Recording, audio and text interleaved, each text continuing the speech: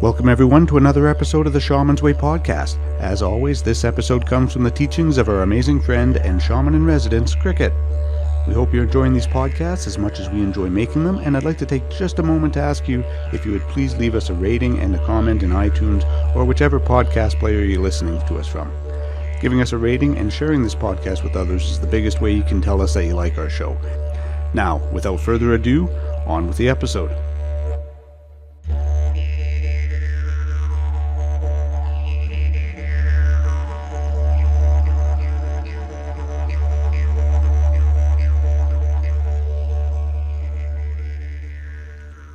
Hello everyone, and welcome back.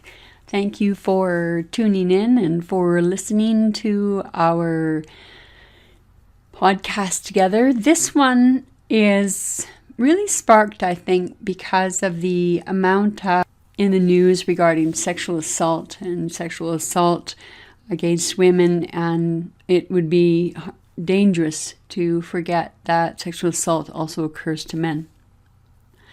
This is my perspective. It is my perspective of how I healed from my own sexual assaults.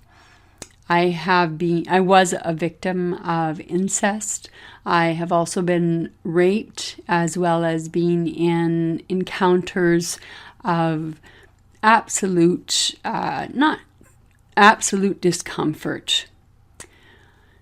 What happened from a soul perspective is that at a very young age, when I experienced incest, when I was raped by my grandfather, what happened to me is that the authority to say no was taken away from me.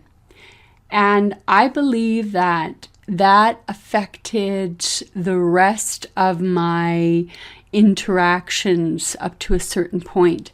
I think that it gave me a mark upon my soul, or a lock within my aura, or something along those lines. From a shamanic perspective, what is it that I had that allowed myself to be in the place of a victim? Now, before I enrage the feminists, and myself included in this is how I mean this. I was a victim. However, it is not as though what I'm saying is that I chose to be in those situations. I didn't choose to be in any of the situations which affected me. But the imprinting of such young assault on my brain did have the effect of taking away my voice, taking away my ability to say no, taking away the aspect of myself that I could be in control of. My journey through my adolescence was a difficult one, for the very simple reason that because of the sexual assault, there became then secrecy and shame. And secrecy and shame are very important aspects for me to explore within myself, as well as others who come to see me. Secrecy and shame are big aspects of the family tree, many family trees, not just mine. And the result of the secrecy and the shame was that I became a very introverted person with regard to all of my feelings. The effect of growing up with a parent who was mentally ill already had me very well trained to be cautious with my emotions and my emotional discussions, and also emotional expressions. On my healing journey, it was intentional. It wasn't as though Spirit said to me, hey, we know that you've been wounded in this regard, let us fix it. This is how I began my journey. I noticed that in my life, I attracted certain types of individuals, not cruel, not assault people, but the people that I attracted as partners were very, how could I say, I gave away my power very quickly and very easily, especially in my relationship with my husband, with whom I had 2 children. The relationship, and who also turned out to be a gay man, and I'm also a lesbian, so put that together for your own little bit of psyche. However, I got off the topic. Shame and secrecy. Shame and secrecy led me to hide my own voice for who I could be, what I could be, and how I could heal. And also shame and secrecy told me that I had no value, and told me that I didn't have anything worth saying anyway because nobody wanted to hear me. So those small points of do not speak, they became louder and louder and louder, expressed through my shadow and into my psyche and into my true personal self and into how I related with the world. The soul retrieval work that I experienced giving back pieces of myself that were invaluable. The ability to love, that was huge. When my heart was returned to me, that was just truly one of the most profound healing experiences of my entire life. The other aspects of healing from sexual assault was that I took the time in my journeys to explore the parts of my body that had been wounded. So whether it was my vagina, whether it was my thighs, whether it was my breasts, whether it was my stomach, whatever it was, I made sure that I journeyed back in time to bring the energy forward of what it remembered what health was. So I brought back my 12-year-old self who hadn't been assaulted by my grandfather. I brought back the part of me that was with my husband that gave away my power. I took back many aspects of my own self. So I literally took my power back in. So when we talk about empower, maybe we could also talk about in power. I brought my power in, so I empowered myself as well. Confronting the part of myself that I considered to be the lock, and that the type of people that I was attracting in my life were a key. I no longer wanted to have the one-sided relationships, the relationships that no longer served me emotionally, psychologically. I had changed substantially on my journey of shamanism. I did journeys to the physical body. You could also, if you were a victim of sexual assault, you can also do journeys. You don't have to visit the experience unless you absolutely want to. But if you absolutely want to go back and journey that experience, please have somebody, a therapist, a good friend, who will give you space to integrate the experience that you had so you can bring health back to the mind, health back to the body, health back to the spirit, and health back to the emotions. And one of the other external aspects, because when we have these wonderful experiences in the spirit world, we now have to bring this from that spiritual aspect and into the threshold and make it conscious. So we're continually making the unconscious conscious. So in doing that, integration is really very important. What is also equally important and often overlooked is the physical aspect of the healing work. Whether that is a burning ceremony, and literally, what if you made a small yarn, or even if you just took toothpicks and made it look like something of a stick human being, and you wrapped all the words, and so you spoke words into thread. You are not worthy. You are ugly. You are whatever your words are, whatever that shadow has told you all your life. Wrap those words around that representation of the human being that, or that aspect of you, or the human being that took that away from you. and allow this puppet, this stick, this invocation of spirit, allow this to represent for your conscious mind the release and the healing that your unconscious, your superconscious mind had experienced in the journey. So bring this forward. Integration. Integration is so essential in healing work, especially if we're dealing with sexual assault, or especially if we're dealing with physical and emotional abuse. These are all very important aspects. We have to realize that we have a brain that has been traumatized. It has been chemically altered, and there are going to be effects in our personality that will correspond to that. So how do we change that? We change that by working on it. We change it by changing the frame of reference. We change it by stepping into that experience if we want to. We change it by stepping just before the experience happened. That happens quite often in soul retrieval work that I do, is going to that moment before or the year before something happened and bring back the healthy piece of soul. The soul piece that was left in whatever capacity it was left in. Another aspect of deep healing work for me was having physical work done for me. So I had chest surgery. So what I intended to do was I intended to take all of the shame, all of my sorrows, all of the ways that my body responds. Because sometimes when you are being sexually assaulted, your body responds. And the shame that surrounds that is phenomenal. And yet it is perfectly normal, and we don't always talk about that.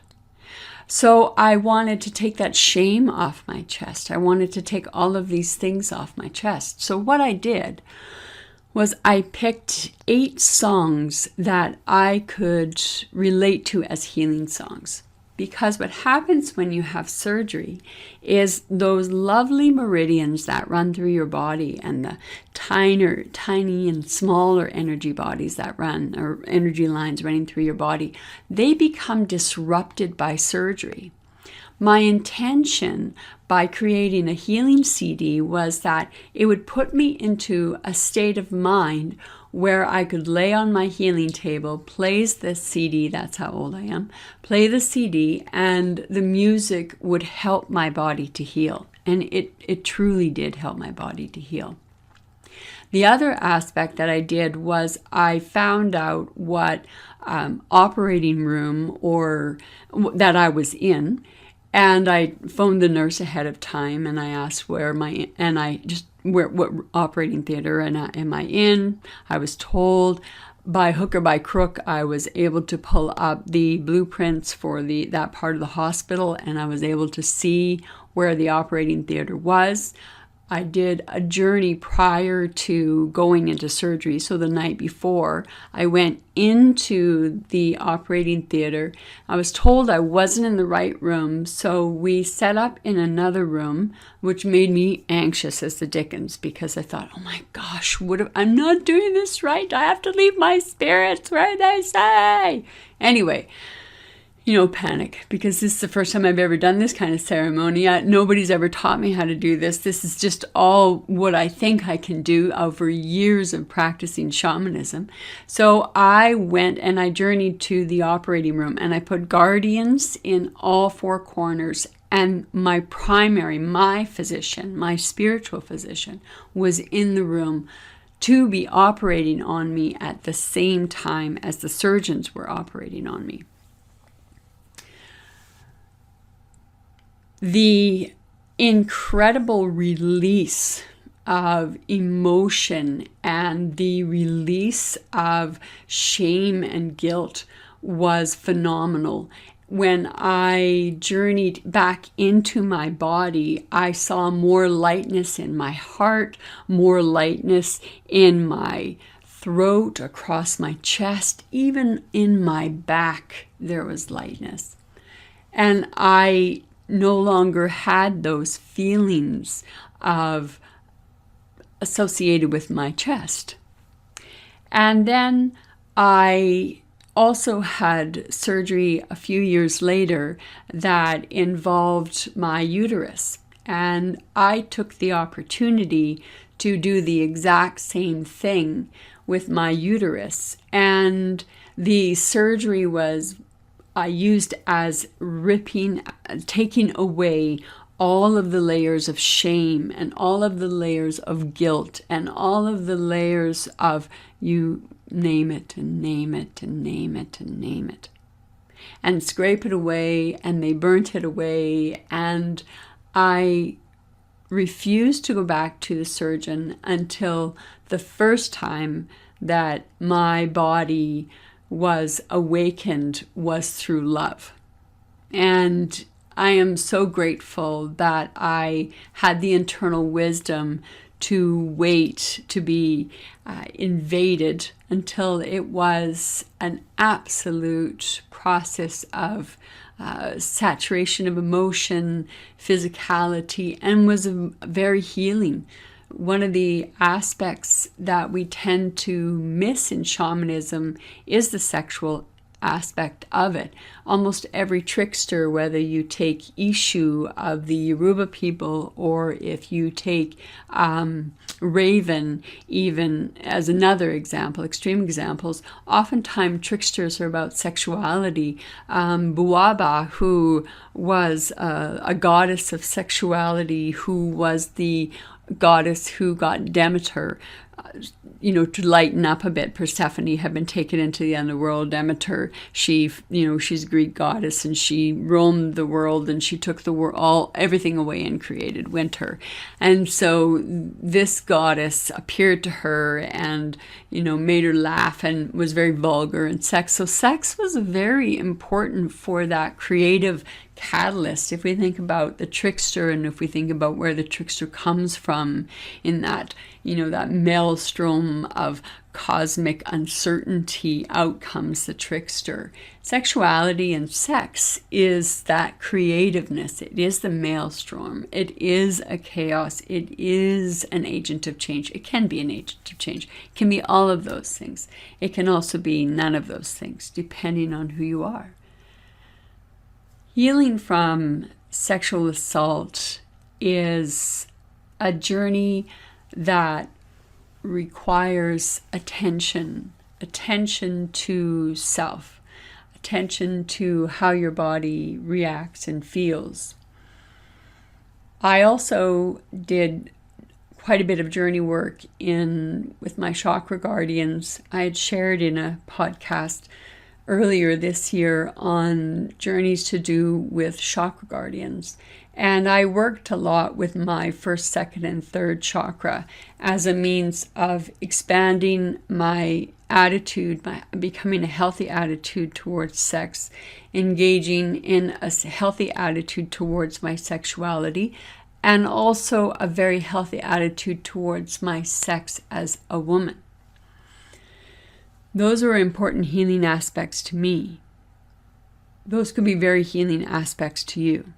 Identifying what your sex is, whether it is heterosexual, whether your sex is you are female with a male expression, all of the wonderful myriad of all the crisscrosses of genders. This may be an opportunity for you yourself to come into that role, journey to that part of your body that has been abused, journey to that part of you that has been deeply wounded, journey to the age you were, and comfort that part of you. And if you can't go back to the experience, like I said earlier, go back to the time before or immediately after that you can remember. And bring yourself comfort. Bring yourself whatever will give you comfort. Whether that looks like warm embrace, whether that looks like somebody sitting silently in the room because you can't be looked at or touched, or whether that means something bringing those traumatized pieces of ourself safely into the light and out of the shadow allows us to very, very gently unwrap the traumatized aspects of ourself and welcome those traumatized aspects whole and home. There are no easy answers. There are no easy shortcuts to how one heals, and there is no outcome, no expectation of outcome. Each person's journey is their personal journey. What worked for me may not work for you. You may never have to endure surgeries and take the extreme account of having, extreme account of setting things up in the healing room. What I forgot to mention, I'm just going to backtrack a little bit. When I got into the hospital for my chest surgery, I asked where the operating theater was, and they gave me a completely different theater. And the theater that I was moved to was the one my spirits had moved me to. It was literally in the same area. It was across the hall. And when I was on the healing table, Goddess bless the anesthesiologist, I said to her, does anybody know what directions we're in? And she said north. She told me where north, south, east, west was. And bless her, because I could see my spirits sitting there in the directions in the corners. And I felt their presence afterwards. And what was another interesting aspect of it was I had some complications and ended up just as an emergency visit. And my surgeon was called. I had gone home and I was back in the hospital. And when I was laying on the bed and I looked up and I saw his necklace, and I looked at him and I said, you worked on this side of my chest and your resident worked on my left side of my chest. And he was absolutely stunned and he said, yes, that's exactly right. I had memory of him being there. And I know it's not uncommon for people to come out of body during surgery and see things. But I didn't expect that. It was a new level of awareness of my experience for the surgery, my experience in the healing that was very profound and completely unexpected for me. The process of building the stick person is one way of releasing. There are other ways of releasing. You can also release by releasing and placing something. So one of the small ceremonies that I have done is I have gone out in the spring and I have dug a hole in the soil. And as I'm digging the soil out, I pick up the soil and I let everything go out of that hole. I just let everything go. And then as a means of putting something back so that I'm not always releasing and releasing and releasing and never receiving. Because, we when we're wounded, we give, but we are always not very, very good at receiving. We become emptier vessels at times. As I dig the small hole, then I also plant a seed, but I whisper into the seed all my hopes and dreams. I want healthy body. I want a healthy mind. I want a healthy truth. I want. I need. Bless me with. Share with me. Allow me to examine this part of myself. All of these things you could whisper. All of these things become a prayer. All of these words become witnessed. All of these words are your truths, and you are planting your seed. You are planting the potential of yourself, growing, changing. I read once an inspirational poster that said, "Roots are the flowers that grow in the darkness." And I thought that was absolutely beautiful. And it makes sense, because roots do blossom, roots do grow, roots do change entire things. When we take the opportunity to change ourselves, when we take the opportunity to move ourselves into a place where we can acknowledge our pain, acknowledge where we've come from, acknowledge where we want to go, and be willing to be witnessed and step forward into that, then change can also come about. The aspects that helped me the most were being very open about what had happened, but that took a lot of courage, because I was very used to being so quiet. It takes a lot of courage for women and men to step forward. When we have the experience of sexual assault in the news that we have today, I want to take a look at the different aspects of shadow. We have a personal shadow. And that personal shadow is both the abuser and the abused. We share a shadow. Whether the abuser is a conscious human being or what we call a sociopath or a psychopath, I'm not quite sure how to relate to that. That's not been my experience. But we share a shadow. So then we come to the shadow that is the family shadow. So the family shadow then casts. So we have a shadow within the family. And generally, families, one family will have sexual assault in various branches or roots of its tree of life.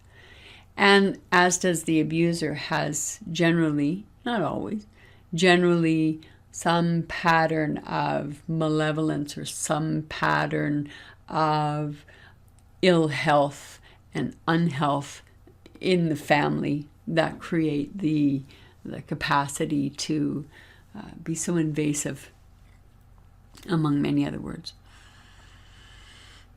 It looks as though the cultural psyche is breaking through. It looks as though the cultural shadow of sexual abuse has been awoken. It's interesting that it happens in North America and in Canada.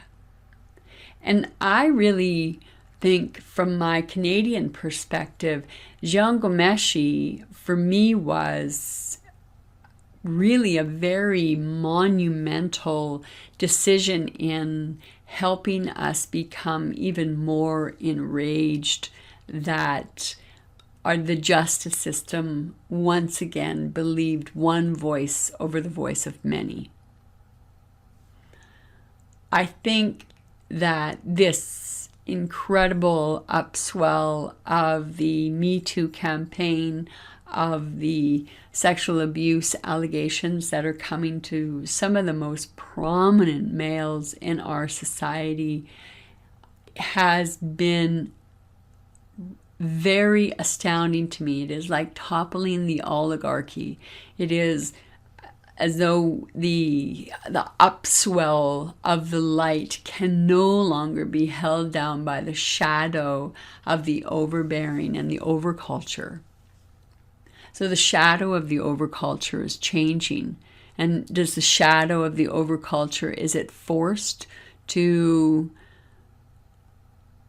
acknowledge its underbelly? I don't know. Right now it is, but we don't know where it goes. The voices that are being raised are giving voices of courage. Sexual assault doesn't always equate with vocal courage. In fact, it often equates with the exact opposite, silence. It is very damaging to speak and not be heard, to be hurt and not be held, to be wounded and not be tended. The psyche curls itself into a fetal position or grows itself into an absolute rage and everything in between. How the psyche heals or doesn't heal or changes, or it has to change when we are abused in one form or other. The collective voice that we're hearing right now is welcomed and very refreshing. I have to admit that one person on that list completely blew my mind.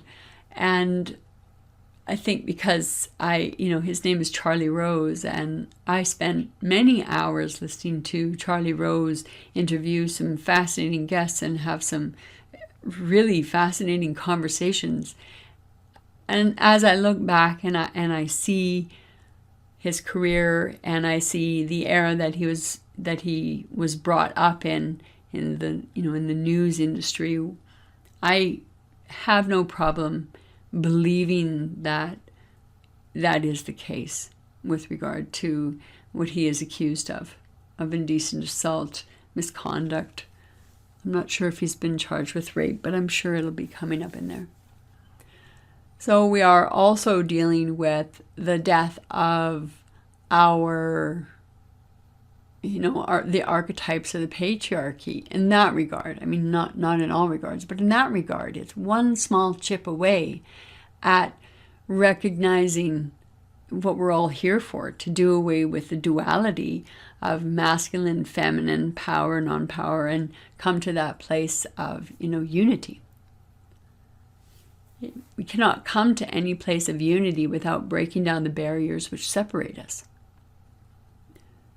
If we do not journey, we do not break down the barrier, walk through the barrier, come through the barrier between that which is the world of spirit and that which is the world of human, that which is mundane and that which is sacred, that is which profane and that is which sacred. This voice seems to be punching through that ceiling of thou shalt not break, that glass ceiling. It is refreshing.